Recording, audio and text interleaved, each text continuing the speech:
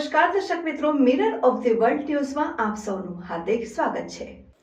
Helmet વગર દ્વિચક્રી વાહનો ચલાવતા સરકારી કર્મચારીઓ સામે શહેરમાં ડ્રાઈવ શરૂ।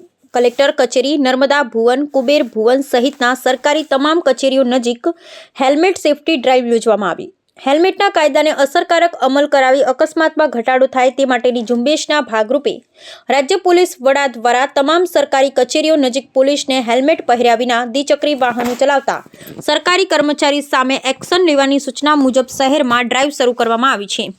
રાજ્યમાં જે રીતે દિન પ્રતિદિન અકસ્માતના બનાવો બની રહ્યા છે તેમાં ઘટાડો થાય, લોકો સુરક્ષિત રહે અને લોકોમાં જાગૃતિ આવે તે માટે ગુજરાત રાજ્યના પોલીસ વડા વિકાસ સહાય દ્વારા રાજ્યમાં હેલ્મેટના નિયમોનું યોગ્ય રીતે પાલન થાય તે માટે રાજ્યના તમામ સરકારી કચેરીઓના ગેટ પાસે ટ્રાફિક પોલીસને ગોઠવવાની સૂચના મુજબ શહેરના કલેક્ટર કચેરી, નર્મદા ભુવન, કુબેર ભુવન સહિતના તમામ સરકારી કચેરીઓ ખાતે ટ્રાફિક પોલીસ દ્વારા ડ્રાઈવ શરૂ કરવામાં આવી છે અને હેલ્મેટ વિનાના સરકારી કર્મચારીઓ સામે કાયદેસર કાર્યવાહી હાથ ધરવામાં આવી છે। આ અંગે ટ્રાફિક એસપી BM વ્યાસે જણાવ્યું હતું કે સવારથી કોઠી કચેરી, નર્મદા ભુવન, કલેક્ટર કચેરી સહિતના તમામ સ્થળોએ ટ્રાફિક પોલીસ દ્વારા વગર હેલ્મેટે દ્વિચક્રી વાહનો ચલાવતા સરકારી કર્મચારી સામે કાર્યવાહી હાથ ધરી છે। તે અગાઉ ટ્રાફિક અને સુરક્ષા જાગૃતિ માટે વિવિધ કાર્યક્રમો વડોદરા શહેર ટ્રાફિક પોલીસ અને પોલીસ વિભાગના સંયુક્ત ઉપક્રમે કરવામાં આવ્યા હતા।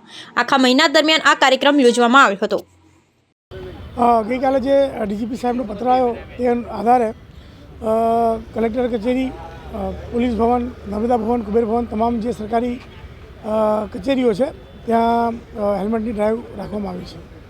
ઓકે, જે રીતે અગાઉ વારંવાર સૂચના બી આપવામાં આવે, મેમો બનાવવા હેલ્મેટ પહેરતા, શું કહેશો એના માટે? પબ્લિક અને તમામ વિરુદ્ધમાં જ્યારે કાર્યવાહી કરવાની ફરજ પડે છે, કારણ કે અવેરનેસના ઘણા કાર્યક્રમો કરવા છતાં પણ લોકો હેલ્મેટ પહેરતા નથી। એ જ અનુસંધાને ડીજીપી સાહેબ તરફથી સરકારી અધિકારી કર્મચારીઓ પણ હેલ્મેટ પહેરે તે માટે આ ડ્રાઈવ રાખવામાં આવી છે।